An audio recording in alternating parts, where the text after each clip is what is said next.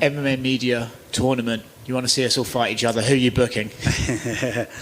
I want to see everybody. Man, when that whole thing blew up, I was looking forward to booking a fight just so I could face everyone and say, ask me to my face what my intentions were, because they weren't malicious.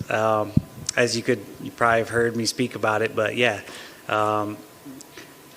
I just wanted a deeper connection between us and you guys, and understanding of what we go through on weeks like this, what it's like to be away from our family and have the pressure and cutting weight, and we're trying to, keep a smile on our face, and just that emotional roller coaster. Like I've just wanted you guys to know what it felt like and just have a deeper understanding of that. Were you surprised by the reaction of some of us? I know the fans were they were big into the idea, but were you surprised that maybe some MMA media were a little bit offended by it? Yeah, and I get why, because I was, it was explained to me, and I thought some guys were a little touchy. And I thought that was funny because we're always being accused of being touchy and sensitive. And I was like, oh, look how the tables have turned, So it was all for good conversation. But yeah, in no way would I say that you're not good at your job or that you don't deserve to be there, unless I really thought that you intentionally tried to switch people's words around and stuff like that. Because at the end of the day, that was my little bit of a beef, is just what I say is important, and if you try to manipulate it in any way, that offends me, I don't want you to name any names or any outlets or anything, but do you have like a story in mind? I have a list. Oh, no, really?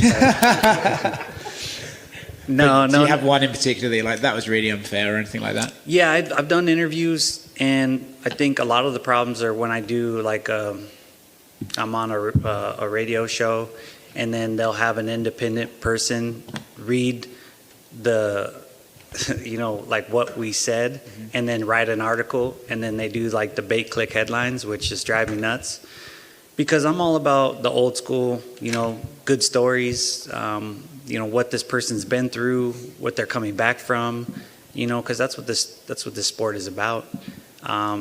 It's like I just get a little offended when I tell you something that's going on in my life that's hard and that I'm working through, and then you guys ask me last second, what do you think about what Connor just said? And then I answer the question, and that's the headline. It's like, well, that's besides the point. That wasn't what the interview was about. I just get tired of that, and that's why I do a lot less interviews nowadays. I can understand that. What would you feel about the suggestion that maybe MMA media don't have to take a fight, but I'd be interested to see what they would do during a weight cut. Like maybe we should all just do a massive weight cut and see how you guys feel doing that. I mean, any of the things are very unique in its own, but to do them all together, I've heard people say, I'll come train with you for a day, and I laugh and I say, no, don't come train with me for a day, train with me for 3 months. See how you feel after 3 months, like training for a day isn't that hard. You can get through it. But when you train for a day and then I come knocking the next morning to pick you up and you got to do it again and then again and then again, you start to like, nah, I don't want to do this anymore. So it gets really difficult, and what makes us a different breed is how much we can dig deep, So at the end of the day, I just don't want to be portrayed any other way than the way I would like. And that's why I appreciate having my own social media and being able to say, this is what represents me. Yeah, last thing on this topic from me, do you think, having the conversations after that, seeing the reaction from some media, that you've come to sort of get a new understanding of it, or do you think that actually your suspicions of how MMA journalists behave sometimes are actually being confirmed? I think, first of all, why some of the media members got offended is, I think, having a journalism degree and going through all those hardships and trying to get into the... I've got a journalism degree, it's not that hard. But trying to do all the things to be the best at your craft, I respect that, and I was never trying to discredit that. just to clarify. But yeah, I think with all the conversations that have been had, I think media can respect me a little bit more, and they can ask me and say, hey, what did you mean by that? And I'll explain myself, and I'll have I literally had 2-hour conversations on the phone with a couple people that I've known for a long time that said, yeah, I knew that I know you, so I know you didn't mean it like maliciously. And we just had like a back and forth conversation, and it was really cool. Made me have a better appreciation for media in general. But the things that was complaining about are kind of across the board in media. It's just the world we're in right now. So, nothing against you guys personally. Cool. Well, thanks for talking about it. Yeah. You mentioned then that media like to talk to you, and you express things that's going on in your life. What's going on in your life right now? How's the life of Cub Swanson? Well, I think everyone's going through a hard time right now, and I've really been able to count my blessings, and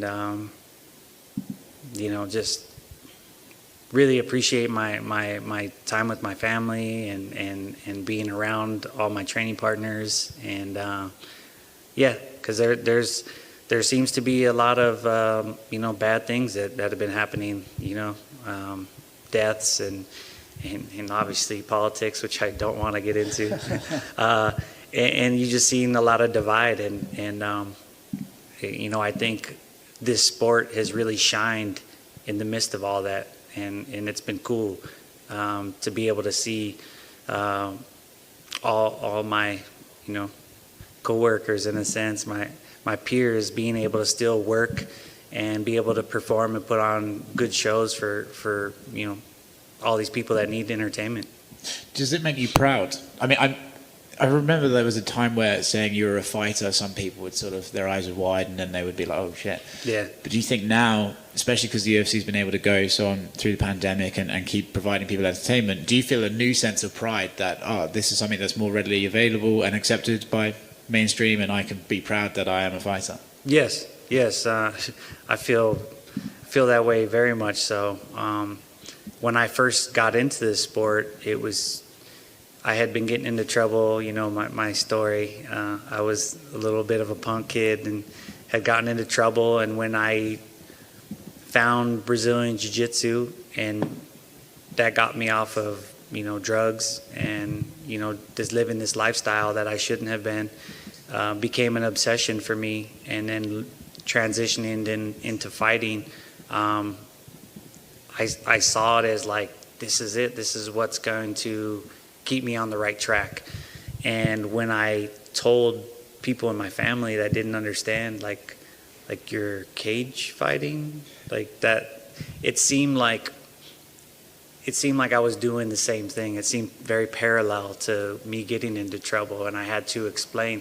And I've spent the last almost 18 years explaining to people the art of the sport, and the discipline it takes, and how that we're elite athletes, and that's been my passion this whole time. I've been educating people since day one on what this sport is all about, and I think we're seeing that today. I think we're finally getting the respect up there with the biggest sports. Like, this is the realest sport there is. It's one-on-one. It's me and this other person, whether we have an issue or not, we're going to fight. We settle it. We shake hands afterwards. It's a lot of respect. Not always, but usually. And to me, that's pure. There's no excuses. There's no team. There's no ball. There's no interruptions. It's just the purest sport of them all, in my opinion.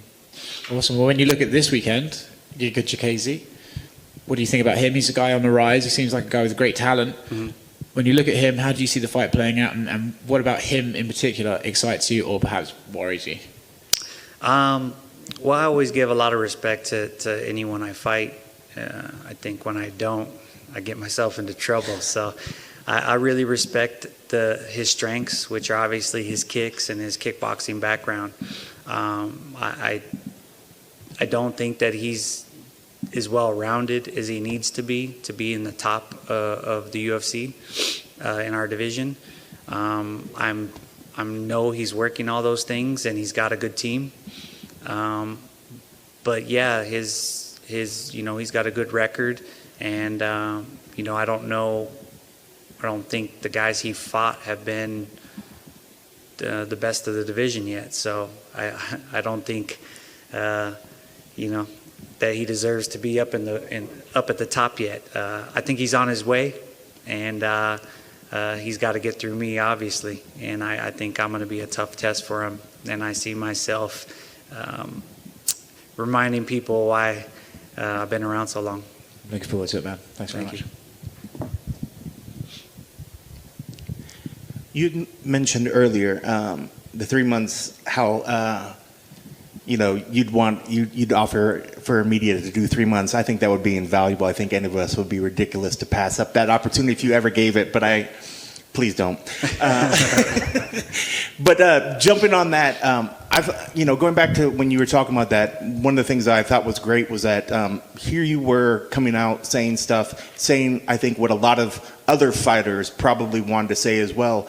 Did they reach out to you as well and say, hey, Cub, good on you for kind of pushing back a little bit? What was the response from your coworkers or your peers when it came to that whole time? Yeah. Some of them aren't so diplomatic, but I got people saying, yeah. And it was both good and bad that people jumped on because they kind of put their spin on it. But like I said, I think overall it was good for conversation. But I got more media writing me than fighters. But the fighters were just like, yeah, what you said. I hate when they do this or I hate when they do that, and just never really spoke up about it. So it was nice to know that we were kind of on the same page about things, and whether you chalk it up to just being a part of the sport or something that will one day change. I don't know, but like I said, I think it was great we were talking about it. And I love your story, and I love how you've shared your troubled past and how you reached out to youth and you've reached out to troubled youth.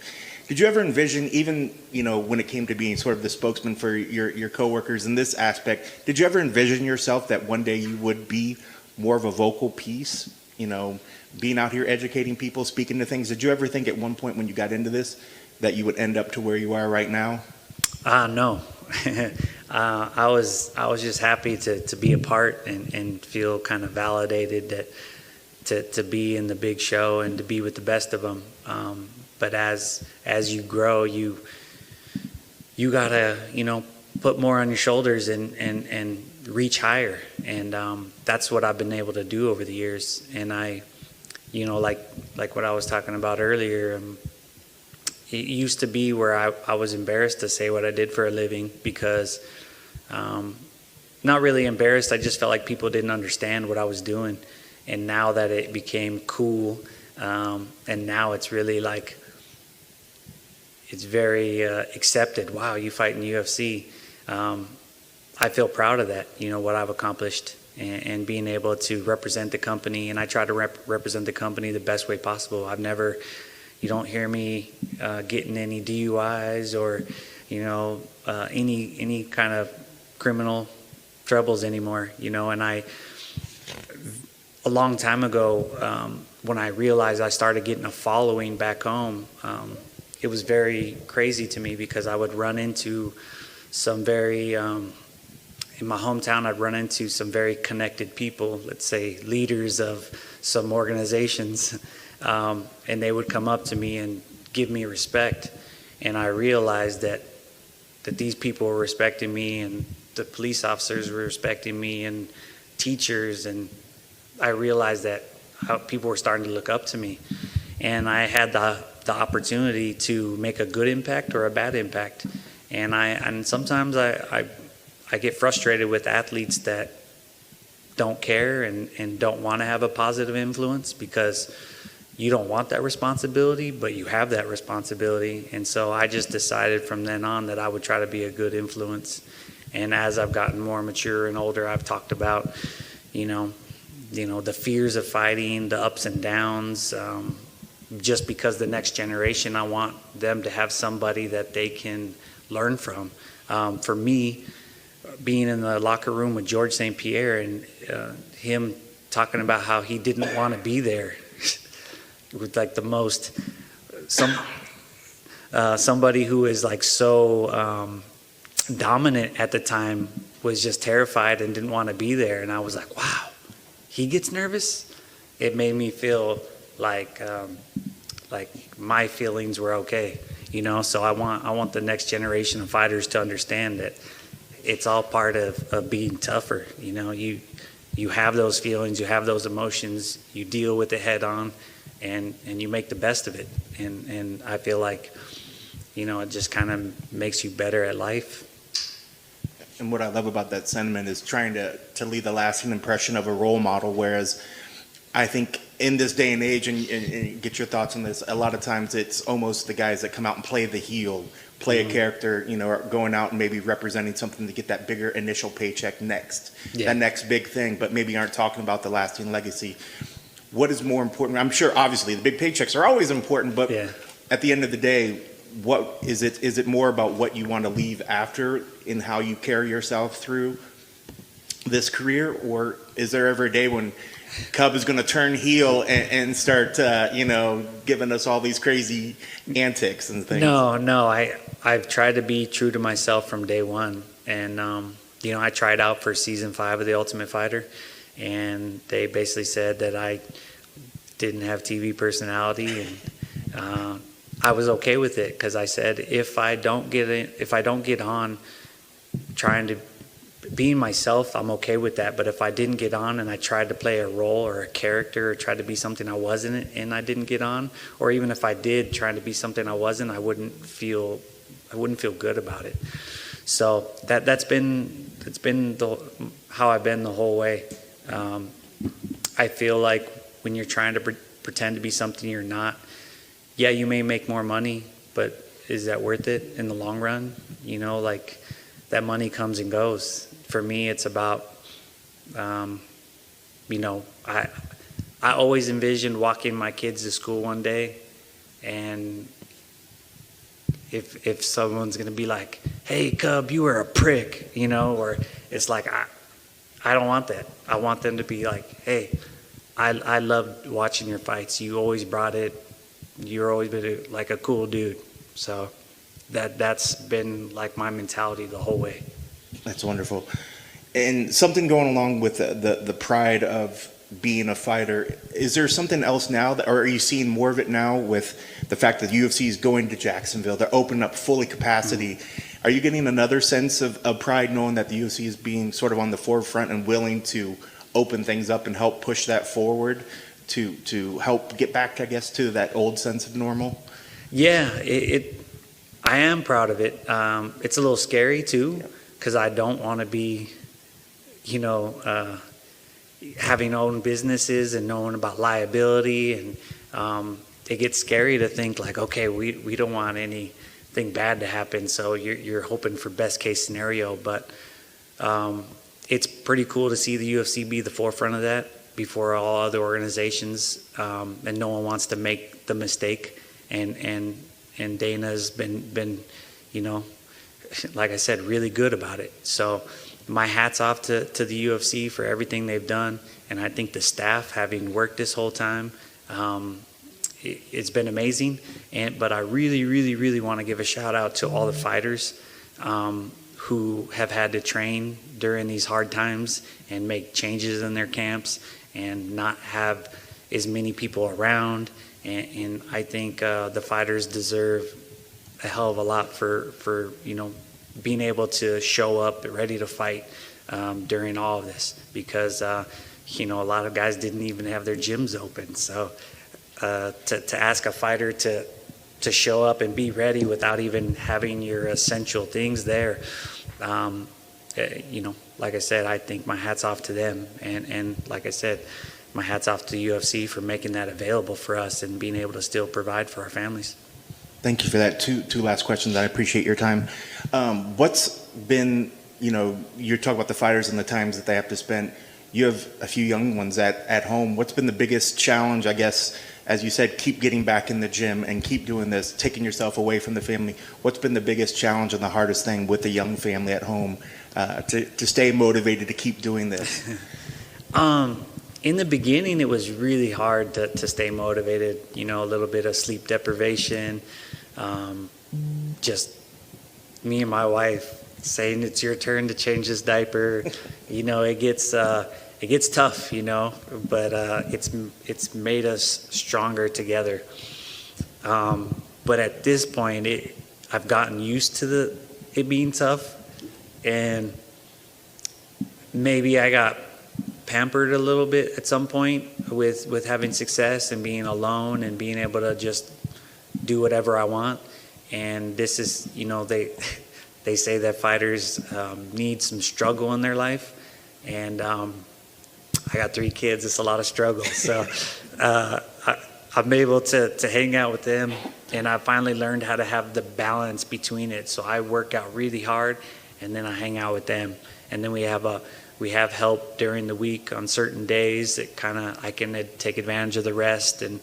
But I mean, I'm with my kids just as much as I'm training, and I think it's awesome. And that's been important to me because I don't want to keep putting them aside to chase a dream that I've been chasing for, you know, selfishly for years. You know, now is the time to slowly transition out healthy. You know, that way when I'm done fighting, it's not like a shock. Like I'm slowly transitioning out and making a life for myself, you know, beyond fighting. And I have my family to thank for that. And that made me think, and I'm not trying to push you out, but since you brought that up, what is the timeline? What is the dream scenario? We talking 4 years from now, 3 years, 5 years, 10 years? You know, what is is there a plan? Is there a sort of a set date? Is it an age? Is it an amount of fights? Yeah, just I honestly think I got a couple more years. I don't want to. I literally take every fight like it's my last. I've been doing that for a while because I've had some major injuries in my career, and it's made me really know that it could be taken away at any moment. And so that's been kind of amazing that I've been around this long. But yeah, I think I got a couple more years. I don't really want to put too much on it because a couple wins drags you this way, you know, losses drag you this way. So I'm taking it one thing at a time, but I would love an ideal scenario to work my way back up the rankings one more time. And above all, I would love a retirement fight in Palm Springs, that they're building a 10,000 person arena, hockey arena in Palm Springs. And I would love to bring this sport back to my hometown where I started. Sounds perfectly. And finally, when you look at this fight, what are the keys to the victory for you? What needs to happen to make sure that you get your arms raised at the end of the night? You know, I always get asked this question. It's a simple answer, not, you know, easier said than done. But at this point in martial arts, it's about, in MMA in general, it's about who dictates the pace and who dictates the distance. And I think that's the major key here. I think, you know, for him to win, he likes a certain distance. He likes to maintain his pace, that he feels comfortable, that he can throw all his kicks and move around and be elusive. And I need to disrupt that. I need to be on the outside moving as well, and then in his face, and then roughing him up, make him uncomfortable, make him tired. And all those things messes his rhythm up. And I'm confident that I could do that. And that just makes him think, oh man, I'm having an off night. And that means it's a good night for me. Thank you. Best of luck. Thank you. So you've been talking forever. I just have one follow-up for you, though. You talked about, like, when you finally realized all the different people from different sides of the community came together and they all respected you and they all had their eyes on you, and it really inspired you to live the right way. How did you kind of avoid feeling like pressure, like to live up to, if all these people want a certain thing from you and want you to be a certain way and all eyes are on you all the time, it's got to be hard to not slip up at some point along the way? Yeah, I felt a lot of pressure. It was the first time I ever felt pressure because I didn't want it, you know. But I came to realize that it was the path I chose. See, that was the crazy thing, because I wanted to be a fighter to just see how good I could be. I never wanted to be famous. I never wanted to be a superstar. I don't crave that attention. I could be alone in the corner and no one ever talk to me. That doesn't bother me. It doesn't poke at my ego. So when those things came along with it, it was a surprise. And I said, hey, you asked for this. You didn't know everything that came with it, but get used to it.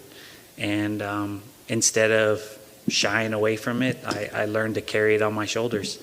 And that's what I keep talking about being at this point in my career of where I've come. It's crazy to be able to have that. I keep calling it the championship mentality because, the champions in this sport have way more obligations than anybody else. When you're the main event, your media obligations, everything that they ask you to do is way more. So it's a lot more to carry, and rightfully so. So this whole career has taught me how to put things on my shoulders and move forward.